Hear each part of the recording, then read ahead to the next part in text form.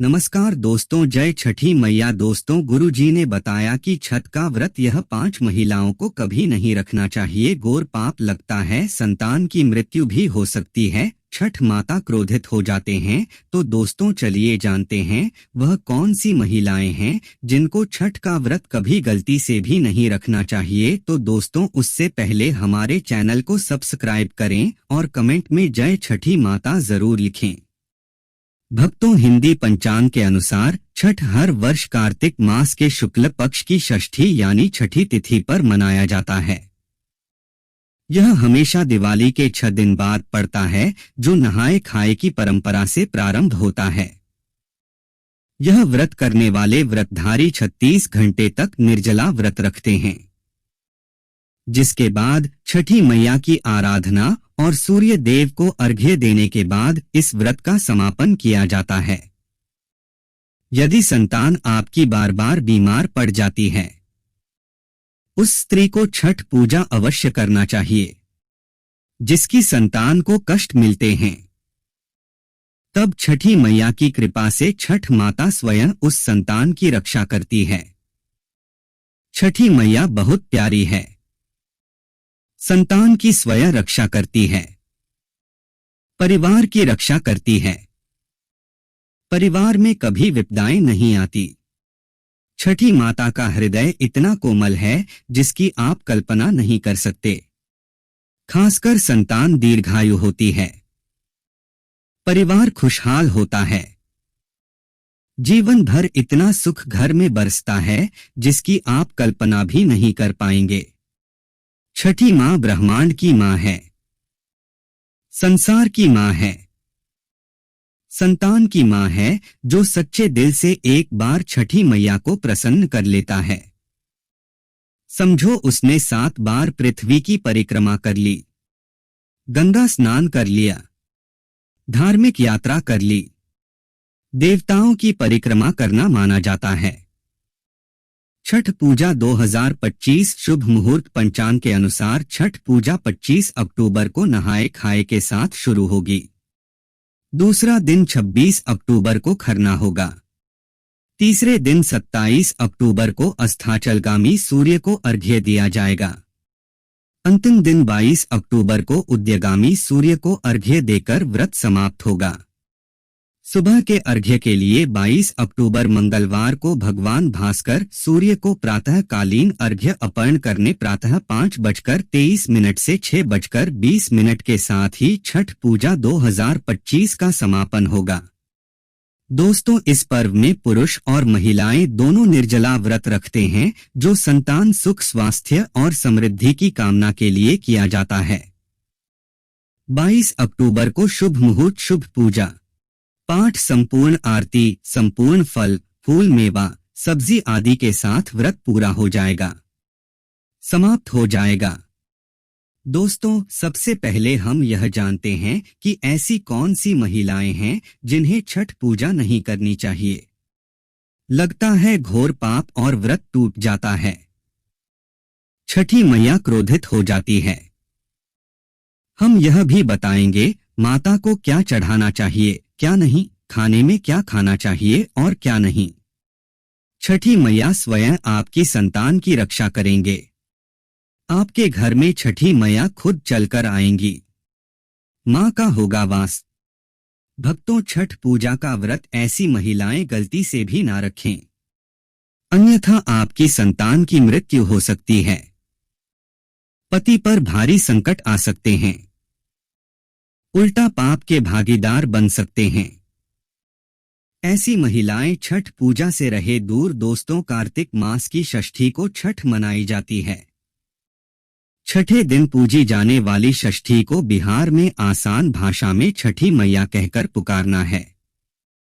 यह त्योहार अपितु महाराष्ट्र, झारखंड, उत्तर प्रदेश तथा पश्चिम बंगाल यहाँ तक कि विदेशों में रहने वाली महिलाएं भी भलीभांति इस पर्व को मानती हैं। मान्यता है कि छठ पूजा के दौरान पूजी जाने वाली यह माता सूर्य भगवान की बहन है। इसीलिए लोग सूर्य को अर्घ्य देकर छठ मैया को प्रसन्न करते हैं। वहीं धर्मशास्त्र और पुराणों में मां दुर्गा के छठे रूप कात्यायनी देवी को भी छठ माता का ही रूप माना जाता है। छठ मैया को संतान देने वाली माता के नाम से भी जाना जाता है। मान्यता है कि यह पर्व संतान के लिए मनाया जाता है। खासकर वह जोड़े जिन्हें संतान की प्राप्ति नहीं हुई है तो वह छठ का व्रत रखते हैं। वहीं सभी अपने बच्चों की सुख शांति के लिए छठ मनाते हैं। लेकिन क्या आप जानते हैं, कुछ ऐसी महिलाएं भी हैं जिन्हें छठ पूजा का व्रत गलती से भी नहीं रखना चाहिए। यह सबसे बड़ा घोर पाप माना जाता है। महिलाएं ऐसी गलती कभी ना करें। भक्तों, शास्त्रों के अनुसार जो लोग अधूरी शादी करते हैं वह शास्त्र का अपमान करते हैं। अधूरी शादी जैसे कि कोर्ट मैरिज और शादी के बिना ही संतान की उत्पत्ति कर देना सबसे बड़ा पाप है। ऐसे में छठ पूजा का व्रत ऐसे लोगों को अपनी संतान के लिए कभी नहीं रखना चाहिए, क्योंकि आपने हिंदू रीति रिवाजों के अनुसार 7 फेरे नहीं लिए हैं। और वहीं बिन शादी के जब ऐसे लोग साथ में रहते हैं तो समाज में ऐसा रिश्ता कलंकित होता है।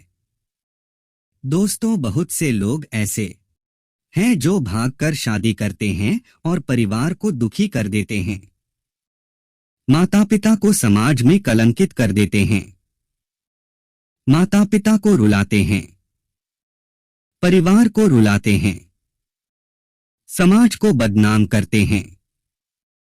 ऐसे लोग पूरे जनजीवन समस्त संसार के लिए श्रापित है। देखिए, परिवार को रुलाकर हमेशा रिश्ते अनर्थ ही होते हैं, रिश्ते जुड़ते नहीं हैं। इसीलिए जो लोग भागकर शादी करते हैं और कोर्ट मैरिज कर लेते हैं, 7 फेरे नहीं लेते हैं, हिंदू रीति रिवाज के साथ शादी नहीं करते, विवाह नहीं करते, तो उनके लिए यह व्रत उचित नहीं है। 7 फेरे का मतलब होता है आपने अग्निदेव का आशीर्वाद लिया, 33 कोटि देवी देवता का आशीर्वाद लिया, माँ बाप का आशीर्वाद लिया, परिवार का आशीर्वाद लिया, समाज को सम्मान दिया।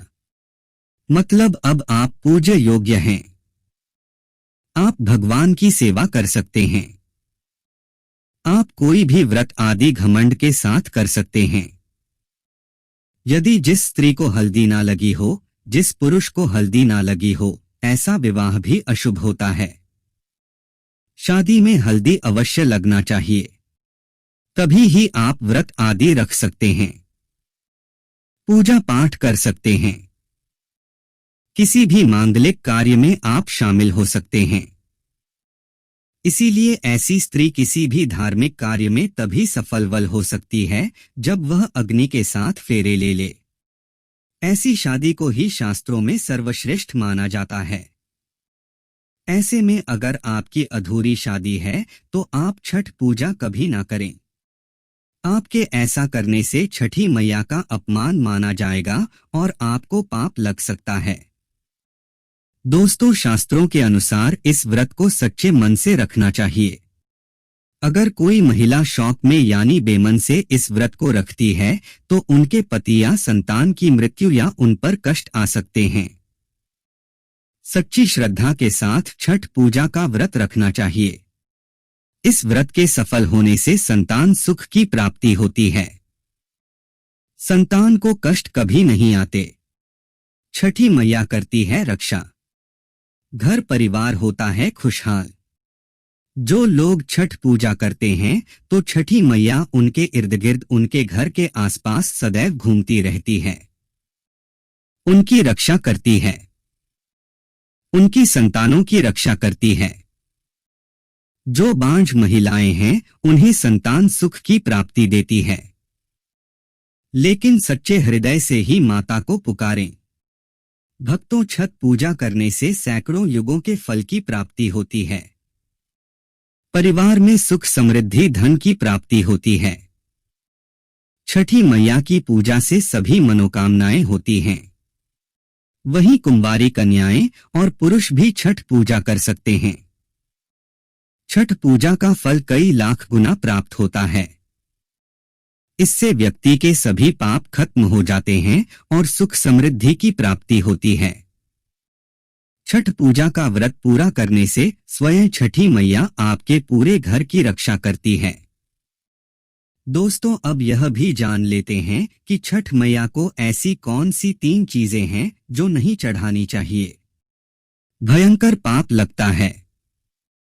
दोस्तों, सूर्य भगवान को अर्घ्य देने के लिए तांबे का लौटा ही प्रयोग करें, लेकिन भूलकर भी चांदी, स्टील, शीशा और प्लास्टिक के बर्तन से अर्घ नहीं देना चाहिए। इससे व्रत टूट सकता है। भक्तों, व्रत के दौरान घर में कभी भी मांसाहारी ना बनाएं और ना ही परिवार में किसी को खाने दें। जो लोग इस दिन लहसुन प्याज का खाना बनाते हैं और खाते हैं तो उन्हें छठी मैया उल्टा बर्बाद कर देती है, श्राप दे देती है। इस दिन छठी मैया को भोग लगता है तो घर में यदि आपके परिवार में किसी ने व्रत रखा है तो आप भी लहसुन प्याज का इस्तेमाल ना करें। आप किसी और दिन को खा सकते हैं, लेकिन मांस, मदिरा, लहसुन, प्याज आदि ना खाएं। मान लीजिए छठ व्रत आपकी बहन ने रखा है और आप दूर भी रहते हैं, तब भी आप लहसुन प्याज ना खाएं। व्रत टूट सकता है। साथ ही साथ व्रत के दौरान घर में मदिरा आदि और धूम्रपान भी नहीं करना चाहिए। दोस्तों, छठी मैया का प्रसाद बहुत ही शुद्धता के साथ बनाया जाता है। उनका प्रसाद हमेशा ऐसे चूल्हे पर बनाएं जिसे ताजी लेप आ गया है। यदि गैस पर बना रहे हो तो गैस स्टोव को अच्छी तरह से ढोले। पहले से बने चूल्हे पर कभी प्रसाद ना बनाएं। इसके लिए नया चूल्हा ही बनाएं। दोस्तों, सूर्य को अर्घ्य देने से पहले कभी भी भोजन ग्रहण ना करें, घोर पाप लगेगा। व्रतधारी लोगों को पहले और दूसरे दिन सूर्य को जल देने के बाद ही भोजन करना चाहिए। व्रत के दौरान भोजन के प्रति मन में लालसा ना रखें, व्रत टूटता है। छठी मैया से मांगी मन्नत अगर पूरी हो जाए तो आपको अपनी मन्नत का पूरा होने की विशेष पूजा जरूर करनी चाहिए, अन्यथा मैया के प्रकोप का सामना करना पड़ सकता है। छठ का व्रत करने वालों को जमीन पर 4 दिन तक सोना चाहिए। छठ पूजा वाले कमरे में ही अपना आसन लगाना चाहिए। ऐसे में आपको छठ मैया का ध्यान करते रहना चाहिए। इससे मां आपके व्रत को संपूर्ण करती है और कोई भी विघ्न बाधा नहीं आती है। जिस जगह पर प्रसाद बन रहा हो वहां साधारण भोजन भी नहीं बनाना चाहिए। साथ ही साथ उस स्थान पर खाना भी वर्जित है। दोस्तों, प्रसाद बनाते हुए नमक का हाथ भी किसी पूजा की वस्तु या प्रसाद से नहीं छूना चाहिए। दोस्तों, पूजा के दौरान अपनी वाणी को बुरी बातों से थोड़ा दूर रखें। जुबान पर गंदे विचार भी नहीं लाना चाहिए। छठी मैया का आशीर्वाद पाने के लिए मन में गंदे विचार नहीं लाने चाहिए। नंबर 10, घर में पूजा के दौरान झूठे बर्तन और गंदे कपड़ों का ढेर बिल्कुल नहीं होना चाहिए। इससे छठी मैया क्रोधित हो जाती है और व्रत टूट जाता है। छठी मैया को साफ सफाई बहुत पसंद है। व्रत के दौरान अपने घर को साफ सुथरा रखें और गंगाजल से छिड़काव अवश्य कर लें। इससे पूरा घर पवित्र हो जाता है और छठी मैया का आशीर्वाद प्राप्त हो जाता है।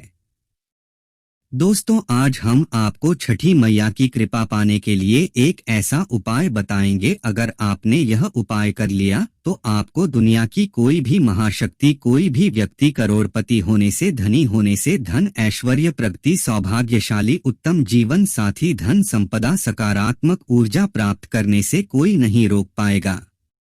तो दोस्तों, वीडियो पसंद आई हो तो कमेंट में जय माता दी जरूर लिखें और माता रानी आपके परिवार और आप पर विशेष कृपा बनाए रखें। आपके घर में हमेशा सुख, शांति और समृद्धि बना रहे। धन्यवाद।